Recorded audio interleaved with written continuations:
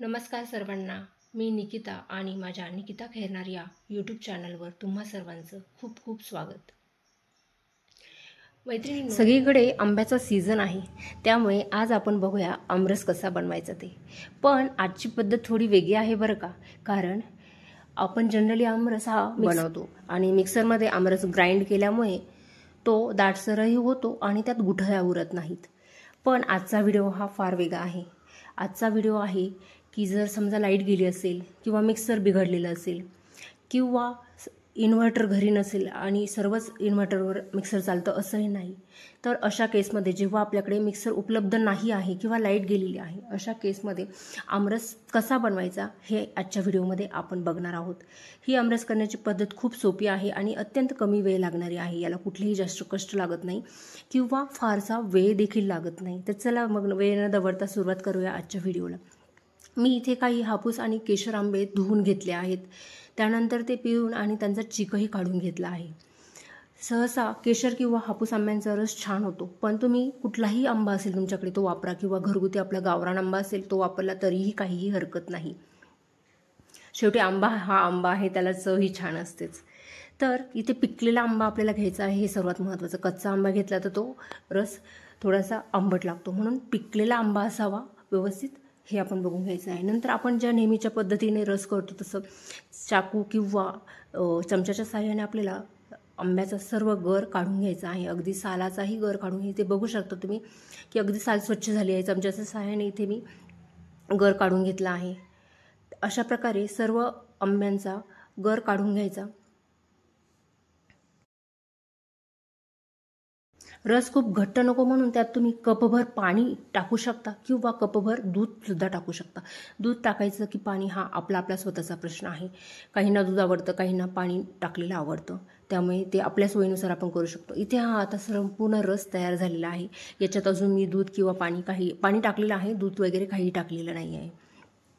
आता हा बघू शकता किती घट्ट रस आहे आणि त्यात किती गुठळ्या आलेल्या आहेत. चमच्याच्या साहाय्याने आपण सर्व रस काढून घेतला, पण त्यामध्ये प्रचंड गुठळ्या आहेत. असा रस आपण पाहुण्यांना काय पण आपल्या स्वतःच्या ताटात पण वाढवू शकत नाही. आणि आता समजा या केसमध्ये आपल्याकडे मिक्सर नाही आहे किंवा लाईट गेलेली आहे आणि आपल्याला तर रस खायचा आहे, अशा केसमध्ये काय करणार?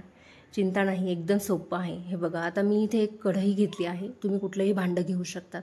या भांड्यामध्ये मी आपल्याला हवी तेवढी साखर टाकून घ्यायची आहे. आंबे खूपच गोड असतील तर साखर टाकण्याची अजिबात गरज नाही. मी इथे आम्हाला लागतं त्याप्रमाणे थोडीशी भांड्यामध्ये साखर टाकून घेतली आहे. त्यानंतर मी ही एक चाळणी घेतली आहे स्टीलची.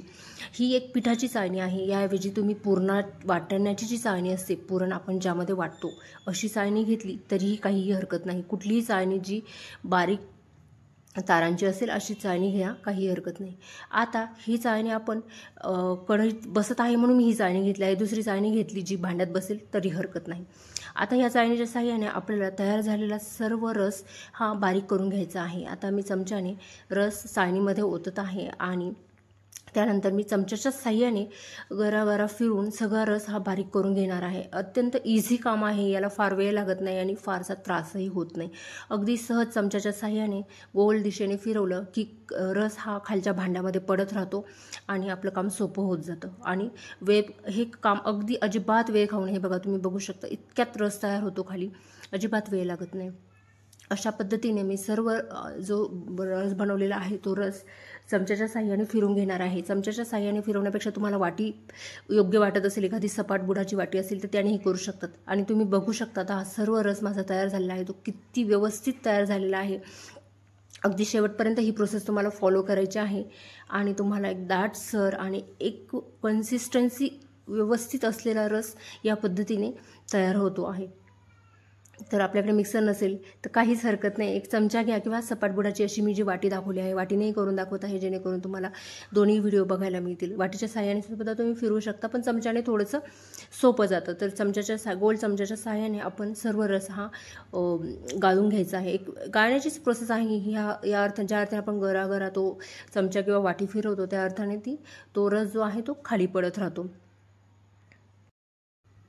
आणि अशा पद्धतीने गोल गोल गरागरा आपण जेव्हा तो चमचा फिरवतो तेव्हा शेवटी जो मँगोचा गर आहे किंवा पल्प आहे तो फार थोडा शिल्लक राहतो. म्हणजे ह्या केसमध्ये अगदी वाया जाण्याचाही काही प्रश्न येत नाही की वरती गुठळ्या राहतील आणि त्या वाया जातील वगैरे, हा प्रश्नच येत नाही.